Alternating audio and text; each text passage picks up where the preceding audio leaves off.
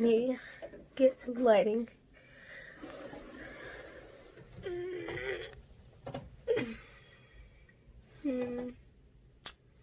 Well, that's good right there. What is going on, YouTube? It is Southern Belle from the city. Welcome back to another Southern Belle Speaks Sunday. Thank you for joining, and if you would like to become a Belle, then click the notification bell below so that you will get notified whenever I post a video. If you're not subscribed, then subscribe, especially if you like what you see. So today we're going to be talking about getting water from a rock. So as you guys know, I do children's church. I'm trying to stay, there we go. As you guys know, I do children's church every Sunday for my youth at church, and we talk about various amounts of things, and I talk to them in a way that they can understand. So today I talked to them about getting water from a rock. I talked to them about when Moses was leading the people, and he was leading them to the promised land, and they were getting weary and they were getting tired, and they were in the desert, and the people started grumbling and complaining to Moses and kind of challenging him at his promises that were from God. And he started to pray to God, like, these people are getting weary. He was in fear that he'd be stoned, and so God kind of had to send him on a journey. And if you're following with me, this is in Exodus 17:1-7, and it says, "Behold, I will stand before you there on the rock in Horeb, and you shall strike the rock, and water will come out of it, that people may drink." That was verse 6 from Exodus 17, 1-7. But I was reading it, and I was talking to my kids about it, and the way that I explained it to them was that, they were getting tired and restless, and, Moses went and spoke to God, and then God came back and said, hey, lead them to Mount Sinai, take your staff, strike a rock with it, and let water come out, that the people may drink.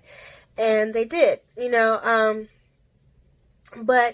I, explained to them that this kind of resembles the problems that we face. When we get sad or mad, God is there to bless us and to lead us to somewhere that we can get nourishment and we can get refreshment when we face a problem that has us frustrated, and we get sad and mad at the problem.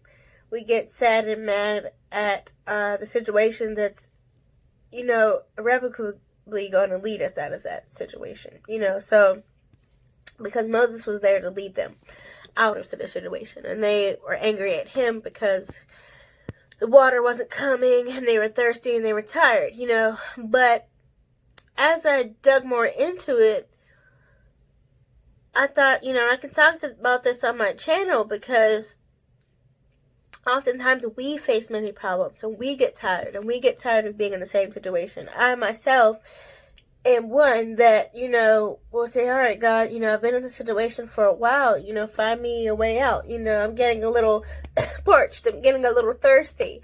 And I get angry at my situation, and I thought, I read something that was talking about this, and it said, essentially, the people were challenging God. They were putting God on trial, because God, even though they were challenging Moses, he was only there as a mission, as a messenger from God. God sent him. God was essentially leading the people through Moses. So technically, Israel, they were challenging God. They took their situation, and it was a time where they were to be tested. They turned it into a situation where they were testing God. God's design was to wean them off of earthly dependence, to teach them to trust him. But their response was something that turned into questioning God. Moses told the people that they were tempting the Lord, not him. That, in essence, they were putting God on trial for abandoning them, breaking his promises that he hadn't done. Moses was God's representative on earth, and God had delivered them from Egypt, parted the Red Sea, made the bitter water sweet, and provided quail and manna. Certainly, that proved his faithfulness. His word alone should have been sufficient. Yet the Israelites called his faithfulness into question.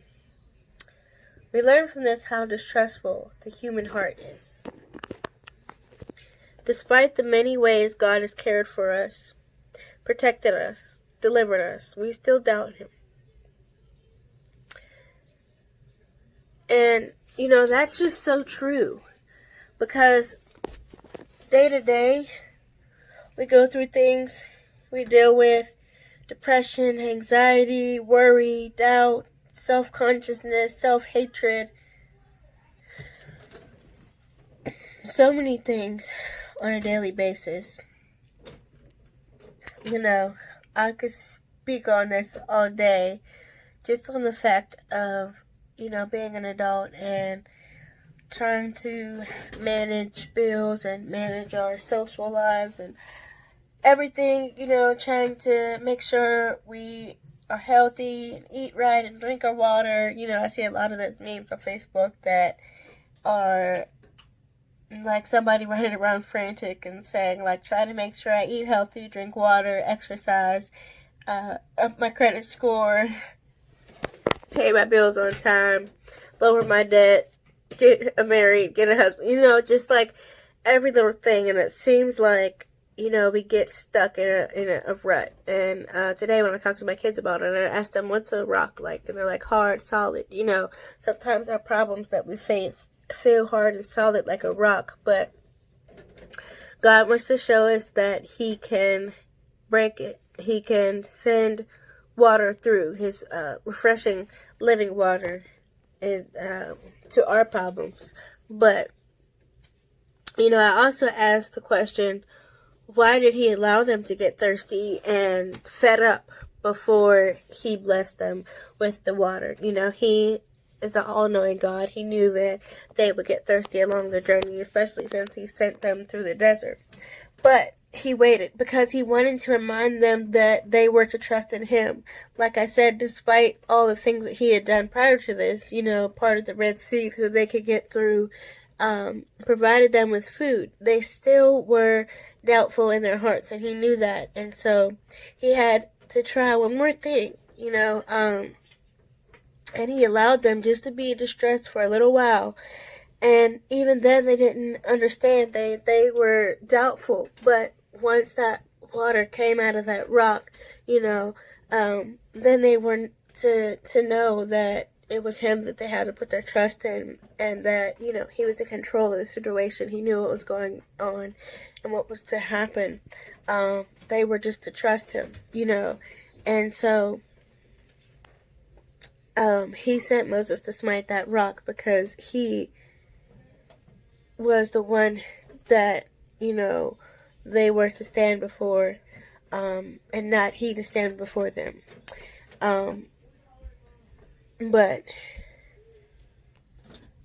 that rock represents everything that you feel like you can't do in life. That rock represents everything that you're too afraid to do. It represents everything that your anxiety is keeping you from doing. It represents everything that people are telling you you can't do. It represents everything that is holding you back. It represents everything that you think you should be doing, that you see everybody else doing. But just know that during the time when you get just thirsty enough, just weary enough, just doubtful enough, God will come in and he will send someone to smite the rock, deliver you from your situation, bring you the water that will ultimately cure your thirst. So just stay hopeful, stay faithful, stay pressing on to God. Trust him on this journey that you're on. I'm going to try to do the same. I'm on a long journey myself. But when I look back and I see the red parted sea, I know that, I can trust in God, and I know that that my time will come when, I am to smite the rock and receive the water that he is going to bless me with. The kids, they drew an illustration, and I wrote God's intervention in the water that was flowing out of the rock, because, at the right time, during our obstacles, the things that we think we can't get through, the things that we think we can't face, the things that we think God has come back on our promises for, God intervenes. So remember that intervention, remember that rock, and remember being on the mountain. God bless. Thanks for watching. Like, comment, and subscribe. See you next week.